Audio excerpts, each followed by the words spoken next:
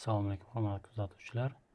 Men Termiz davlat universiteti psixologik kafedrasi o'qituvchisi narkolog Husan Ismoilovich bo'laman. Bugun sizlar bilan boshqaruv va ijtimoiy sog'liq psixologik xizmat fani bo'yicha gaplashamiz. Bugungi mavzumiz amaliyotchi psixologning etikaviy tamoyillari. Rejalar bilan tanishtiradigan bo'lsak, har xil sotsial vaziyatlarda psixologik faoliyatning tartibga solishning axloqiy normalari, psixologning etikaviy standartlari, amaliyotchi psixolog ishidagi etikaviy dilemmalar haqida suhbatlashamiz. Har xil sotsial vaziyatlarda psixologik faoliyatning tartibga solishning axloqiy normalari haqida gaplashadigan bo'lsak, bunda amaliyotchi psixologning axloqiy kasbiy faoliyati, psixologik xizmat xodimlari barcha muammolarni hal qilishda bolani har tomonlama garmonik rivojlanish vazifalariga, uning qiziqishlariga tayanib ish ko'radilar. Ya'ni ularni o'rganishda psixologlar bolalardagi ijtimoiy, fiziologik, ruhiy va jismoniy o'zgarishlarni hisobga olib, ulardagi keskin o'zgarishlardagi vaziyatlarni, ma'lumotlarni qayd qilib borib va o'sha garmonik rivojlanishni ham o'rganib, o'shanga qarab ular tayanib va ularning albatta qiziqishlarini inobatga olgan holda ish ko'radilar va shunga qarab ma'lumotlar to'plab, ularga maslahatlarni bera boshlaydilar. Amaliyotchi psixolog o'z faoliyatida pedagogik jamoa va ota-onalar bilan yaqin aloqada amalga oshiradi.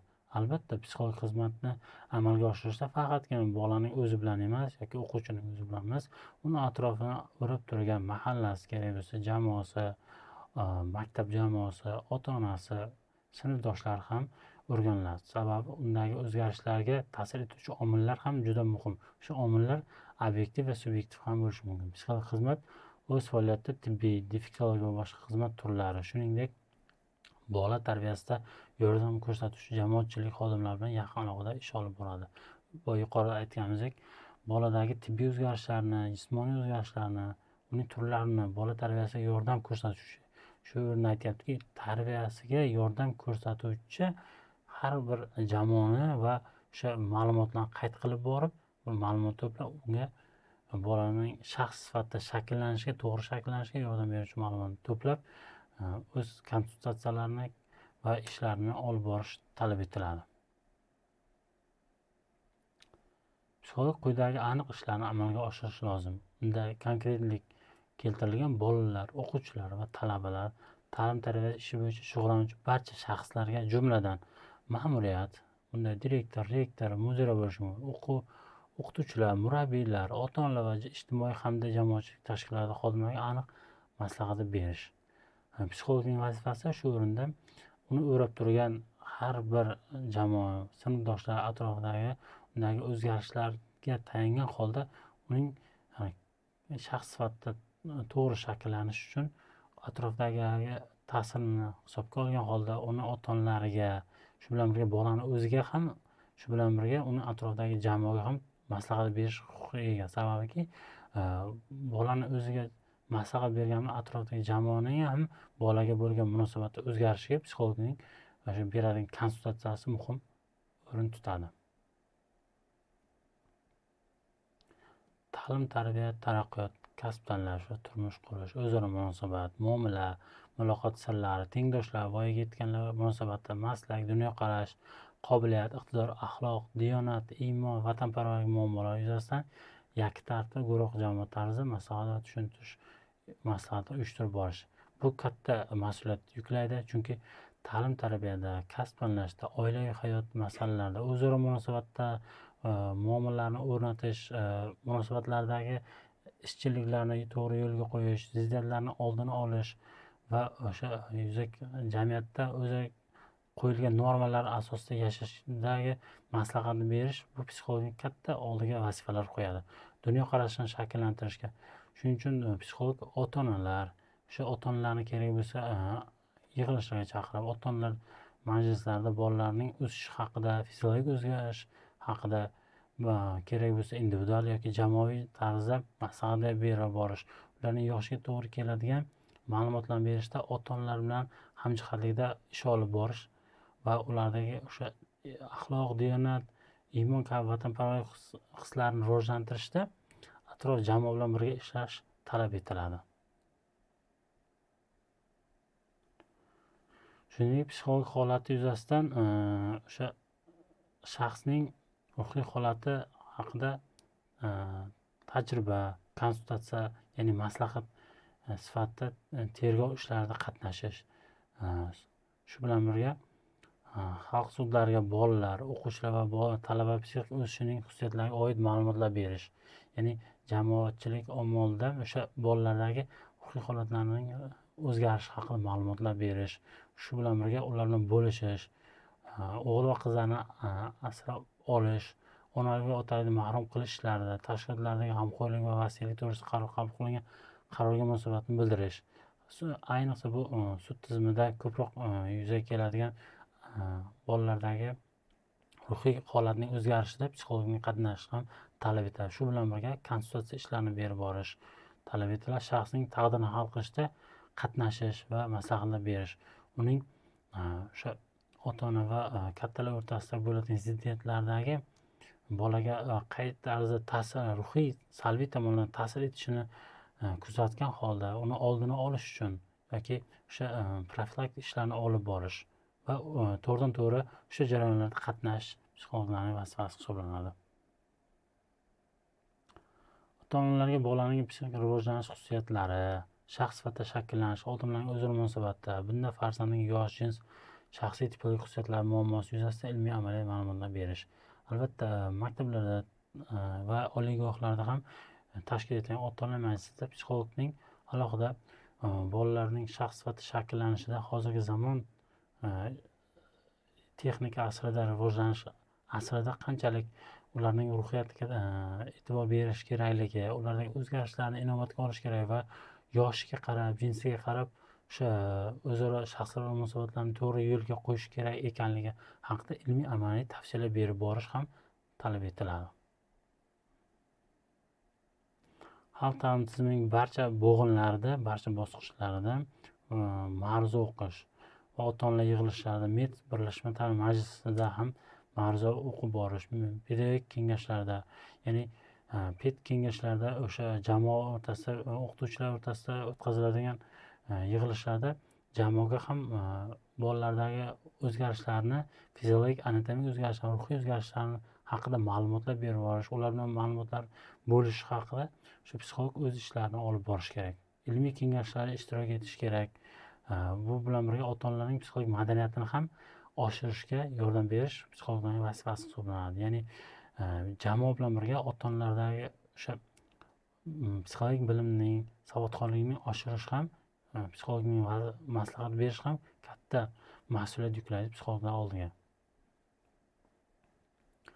Psixolog ta'lim-tarbiya ish rejasini tuzishda ham, tarbiya tadbirlarida ham, hattoki o'quv dasturlari va qo'llanmalarni tayyorlashda ham faol ishtirok etadi. Maktablardagi dars jadvallarining hattoki tuzilishi va undagi fanlarning og'ir yengilligiga qarab ham psixolog o'zining tavsiyalarini berish talab etiladi. Bosh maqsadi bo'lgan shaxsning intellektual qobiliyati, umuminsoniy fazilati, bilim olish ko'nikmalari va malakalari, mutaxassislik fazilatlari shakllantirishdek muqaddas bir ishga o'zining munosib ulushini qo'shishdan iborat sharafli vazifani amalga oshirish hisoblanadi. Psixologlarning vazifalaridan biri. Amaliy psixologning huquqlari. Bunda ham burchlari kabi huquqlari ham kafolatlangan, ya'ni bog'cha, maktab va oliy o'quv yurtining ta'lim-tarbiya sharoitlarida aniq hisobga olib, faoliyat uchun eng muhim yo'nalishi tanlanadi. Pedagogik kengash, ota-onalar yig'ilishi, ilmiy kengash va pedagogik konsiliumlarda ishtirok etadi. O'z-o'zidan o'quv tarbiya jarayonida bolalar, o'quvchilar, talabalar xulqi, o'quv faoliyati xususiyatlarini kuzatish maqsadida dars, ma'ruza, sinfdan, auditoriyadan tashqari mashg'ulotlarda, umumiy tadbirlarda ham o'sha o'tkazilishda ishtirok etadi. Shu bilan birga uning huquqlari barobarida murabbiy, ota-onalar qo'mitasi, o'qituvchilarning metod birlashma majlislarida ishtirok etadi, to'g'ridan to'g'ri taklif etiladi. Bog'cha, maktab, o'quv yurtlarining hujjatlari bilan tanishadi, ulardagi tahlil qilinadi va o'sha tahlil natijalari asosida o'z xulosalarini, tavsiyalarini berish haqli hisoblanadi. Muayyan davr oralig'ida amaliy faoliyatning yetakchi yo'nalishi yuzasidan har xil ishlarni navbatma-navbat amalga oshirib boradi.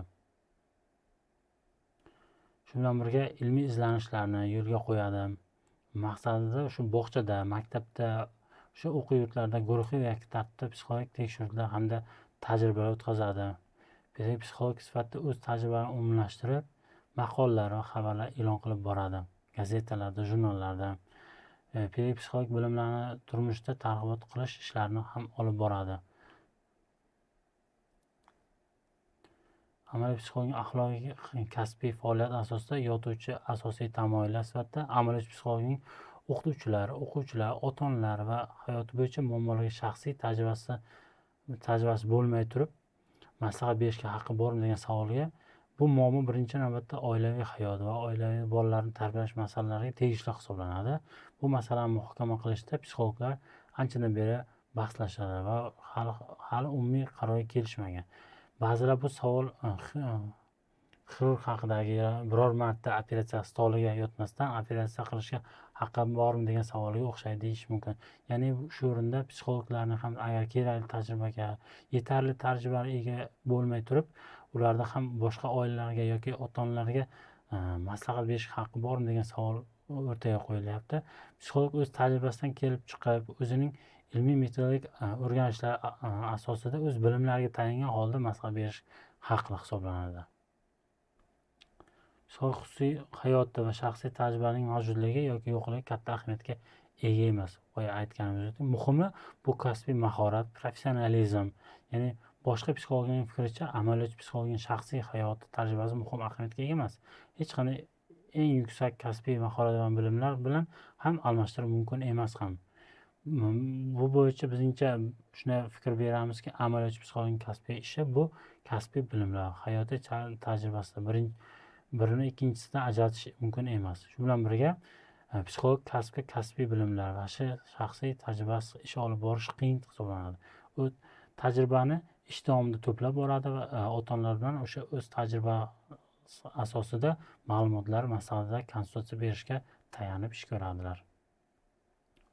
Psixolog sizning hayotingizda hammasi joyidami degan savolga, maktab psixologlari umuman amaliy sohadagi ishlaydigan psixologlar atrofdagilar boshqa munosabatda bo'ladi, boshqacha deb aytilyapti. Men oramizda nima bo'layotganiga tushunmayman degan savolga, siz psixologsiz-ku, hammasini tushunishingiz va tushuntirishingiz kerak deyishadi. Amaliy psixologning asosiy vazifalariga keladigan bo'lsak, bunda amaliyotchi har doim ham ilmiy izlanish davomida aniqlangan normaga bog'liqdir. Ya'ni u zamonaviy psixologiyada norma haqida hamma tushuncha bilan tanishish kerak. Amaliyotchi mijozning qiyinchiliklarini psixologik fan tilida tarjima qiladi. Ularni umumiy psixologik nazariya nuqtai nazaridan va psixologik tashxis qo'yish bo'yicha tavsiflaydi. Psixolog praktik mijozlar normadan og'ishlarni tartibga solishga yordam beradigan professional maxsus mahorat va ko'nikmalarni qo'llaydilar. Psixolog ishining umumiy mantiqi mijozning holatida normal holatga qaytarish orqali tavsiflash mumkin. Ya'ni psixologning ishini o'sha og'ish holatda kelgan bemorning yoki oldiga kelgan o'sha insonning ya'ni normal hayotga qaytarishga katta muhim vazifasi hisoblanadi.